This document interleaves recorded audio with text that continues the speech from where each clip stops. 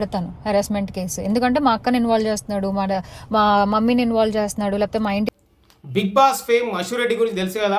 ఈమెని సమంత, జూనియర్ సమంత అని పిలిచేటోళ్ళు. ప్రజెంట్ ఈమె ఇష్యూ అయితే రోజు రోజుకి ఇంకా ఎక్కువ అవుతుంది కానీ తక్కువ అయితే లేదు. ధర్మేంద్ర అని యుఎస్ఏ రిటర్న్ నుంచి 9.5 కోట్లు లాగేసింది పెళ్లి చేసుకుంటారని చెప్పేసి. సో ఈ మీద ఒక ఆడియో కూడా రిలీజ్ అయింది అప్ప. ఇప్పుడు నిజంగా చూసిన తర్వాత నాకే అనిపించింది, ఇంకా వీళ్ళు అమ్మాయిలకి సెక్షన్లు అయితే ఫుల్గా సపోర్ట్గా ఉంటాయి, వాళ్ళు తలుచుకుంటే ఏమైనా చేస్తారు అని అయితే అనిపిస్తుంది. ఈ ఆడియోలో ఆమె ఏమంటుందంటే మంచి వార్నింగే ఇచ్చింది. ఆ ఆడియో విన్న తర్వాత నాకే అనిపించింది అన్నట్టు, అంటే మగాడిగా ఉండినందుకు ఇంకా వేస్ట్రా అనిపించింది. ఎందుకంటే వాళ్ళ సైడ్ అమ్మాయిలకి వాళ్ళ సైడ్ సెక్షన్లు అంత బలంగా ఉంటాయి. నేను ఇస్తే 1.5 కోటి ఇస్తా నీకు అంతే, ఓకే. నువ్వు పెద్దల సమక్షంలో వేణుస్వామి అని ఉన్నాడు కదా, ఆయన అందరి పూజలు చేస్తూ ఉంటాడు, ఈయన ప్రమీల అంట. సో వీళ్ళిద్దరు సమక్షంలో నీకు 1.5 కోటి కావాలంటే ఇస్తా అంతే. అన్ని పైసలు అడిగితే నా వల్ల కాదు, మే నెల నాకు టైం ఇయ్యి, ఆ పైసలు ఏవో నీకు ఇచ్చేస్తా, సెటిల్మెంట్ చేస్తా, మిగతా పైసలు మాత్రం ఇప్పుడిప్పుడే ఇయ్యను, నేను బాగా సెటిల్ అయిన తర్వాత ఇస్తా అంటుంది. అంటే నిజం ఒప్పుకుంది. నిజంగా ధర్మేంద్ర దగ్గర 9.5 కోట్లు, దాదాపు 10 కోట్లు అయితే పెళ్లి పేరుతో నొక్కేసిందని క్లారిటీగా ఆడియో ద్వారా అయితే జనాలకైతే తెలిసిపోయింది. సో చూడండి, వీళ్ళు అందాన్ని ఎరగా వేసి ఎంత అమాయకుల్ని చేస్తున్నారంటే అబ్బాయిల్ని దారుణంగానే చేస్తున్నారు. ముఖ్యంగా చాలామంది అబ్బాయిలు ఉంటారు, అంటే వాళ్ళు డబ్బు సంపాదనలో పడి పెళ్ళిళ్ళు కాక ఒక అందమైన అమ్మాయి పెళ్లి చేసుకుందామని చెప్పి చూస్తూ ఉంటారు. సో అలాంటి వాళ్ళు మాత్రం జాగ్రత్తగా ఉండండి భయ్యా, మీకే హనీ ట్రాప్ అయితే జరుగుతుంది. అందంగా ఉంది కదా అని చెప్పేసి మీరు అమ్మాయితో మాటలు కలిపి మీ ఆస్తులు నా ఎంత ఉన్నాయి, నేను ఎంత పైసా అని చెప్పిన అనుకోండి, అయిపోయంగా మీకు వలేస్తారు, మీ డబ్బులు లాగుతారు, తర్వాత మీ మీదనే కేసు పెట్టి లోపలేస్తారు, మీ జీవితం అంతటితో కీలకతం, దుకాణం బంద్ కూడా అవుతుంది. నిజమే. సో జాగ్రత్తగా ఉండండి. ఎవరైతే అంటే కొంచెం అందమైన అమ్మాయిలు పరిచయం చేసుకోగానే వాళ్ళు మీ ఎంబడి పడుతున్నారంటే అర్థం చేసుకోండి, మీ స్టేటస్ చూసి మీ డబ్బు చూసి వస్తారు. సో ఇక్కడ అశురెడ్డి విషయానికి వస్తే ఏంటంటే ఆమె తల్లిదండ్రులు కూడా వాళ్ళ మీద కూడా కేసులు అయితే పెట్టడం జరిగింది, ఆమె తండ్రి మీద, ఆమె తల్లిదండ్రుల మీద. సో ధర్మేంద్ర తండ్రి క్లియర్గా రాసినట నోట్లో కూడా, ఎఫ్ఐఆర్లో వీళ్ళు ఎలా తీసుకున్నారు డబ్బులు, అసలు వీళ్ళిద్దరికి మధ్య రిలేషన్ ఏంది, వీళ్ళు ఎప్పటి నుంచో మాట్లాడుతున్నారంట, ఫ్రెండ్స్ అంటే 2018 నుంచే వీళ్ళంతా ఫ్రెండ్స్ అయిపోయారంట. సో అప్పటి నుంచి మాట్లాడుతున్నారంట. మధ్యలో కొన్నాళ్ళు పెళ్లి చేసుకుందామని చెప్పేసి 3 తాళ్ళు చూడు అది అని చెప్పేసి అప్పుడు వేణుస్వామిని కలిసిరంట. ఈయన 3 తాళ్ళు చూస్తాడు కదా, ఈయన 3 తాళ్ళు చూస్తే చాలా బలంగా ఉంటాయి, పెవికోల్ బంధం లాగా, అస్సలు ఇంకా తెంపినా కూడా దిగదంట. సో ఆయన దగ్గర పోతారు, లక్షల రూపాయలు మూట చెప్పి మరి ఈయనైతే తేదీ అయితే కన్ఫర్మ్ చేస్తారు, అంటే మంచి ముహూర్తం ఏముందా అని చెప్పేసి. సో అట్లా పరిచయం అయ్యిండు, ఆయనే పెద్ద మనిషి కూడా అయ్యిండు అన్నట్టు వీళ్ళకి.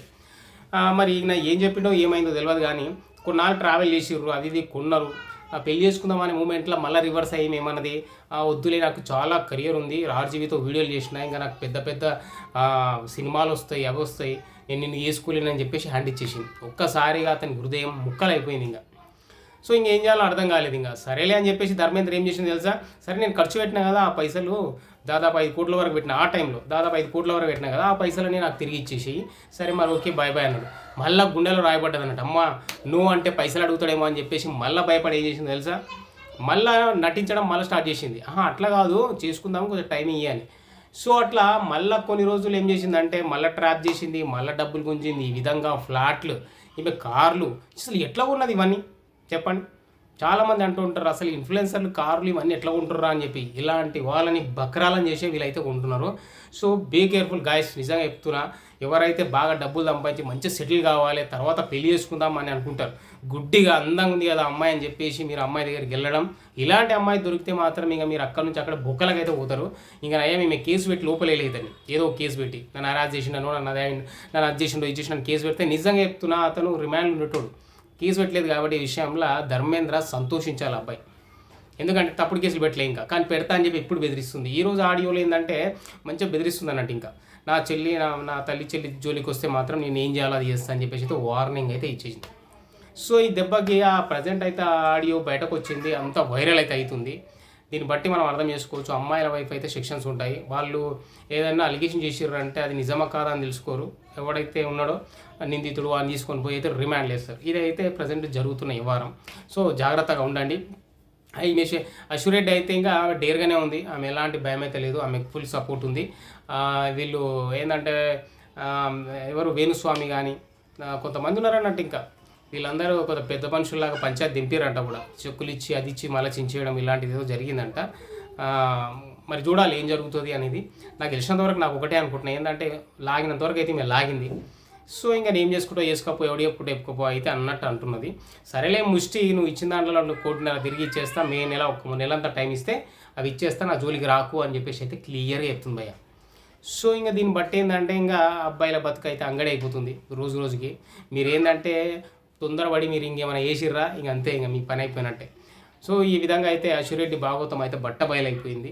సో ఇప్పటికైనా సరే ఒకరి గురించి ఎంక్వైరీ చేసి ముందరికి వెళ్ళండి. ఒక రిలేషన్ మెయింటైన్ చేయాలన్నా, ఒక పెళ్లి చేసుకోవాలన్నా మీరు వాళ్ళ గురించి ఎంక్వైరీ చేయండి. వాళ్ళు ఏం చేస్తున్నారు, ఎలాంటి వాళ్ళు, వాళ్ళ స్వభావం ఏంది, వాళ్ళ గుణాలు ఏంటిది, ఇవన్నీ తెలుసుకున్నాక ముందలుకోండి. ఎందుకంటే అమ్మాయిలు ఏంటంటే ఏమాత్రం అటు ఇటు బెడిసి కొట్టిందా ఇంకొకటితో తిరుగుతూ ఉంటారు. ధర్మేంద్ర తండ్రి చెప్తున్నాడు, మీకు ఆల్రెడీ ఇంకెవరు ఉన్నారంట లవర్స్ కూడా, కానీ ఇతనికి మాత్రం ధర్మేంద్రకి మాత్రం మాట ఇచ్చింది, నేను నిన్నే పెళ్లి చేసుకుంటాను.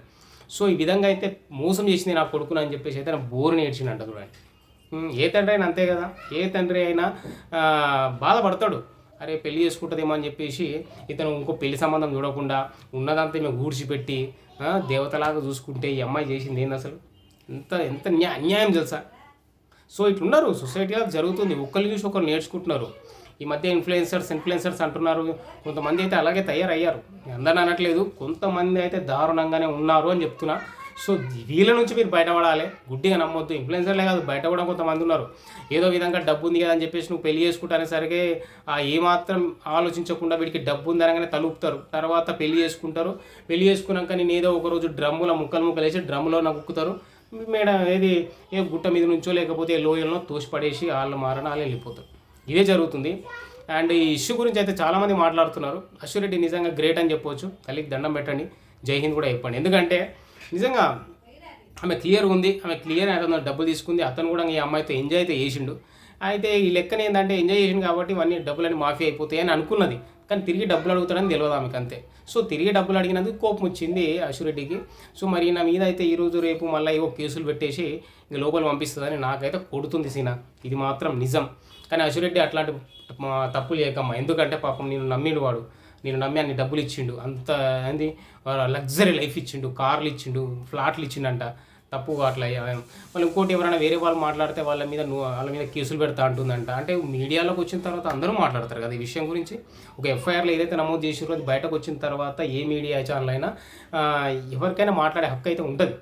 ఫస్ట్ అది తెలుసుకోవాలి ఈమె, కానీ అది అవసరం తెలుసుకోకుండా నా గురించి ఎవరు మాట్లాడొద్దు అని చెప్పేసి అయితే యూట్యూబర్లకు కానీ న్యూస్ వాళ్ళకి కానీ వీళ్ళందరికీ కూడా వార్నింగ్ అయితే ఇచ్చిందంట ఈ అక్క. ఎనీవే నిజంగా ఆమె గురించి తప్పుగా మాట్లాడడానికి ఏం లేదు ఇక్కడ. కాకపోతే ఏంటంటే ఆమె వల్ల ఒక అబ్బాయి అయితే నిజంగా జీవితాన్ని కోల్పోయింది. ఇప్పుడు ధర్మేంద్ర అనే వ్యక్తి, తనకు న్యాయం జరగాలని చెప్పేసి మనం కోరుకుంటున్నాం. సో ఇది, సో మీరేమనుకుంటారో కామెంట్ చేయండి.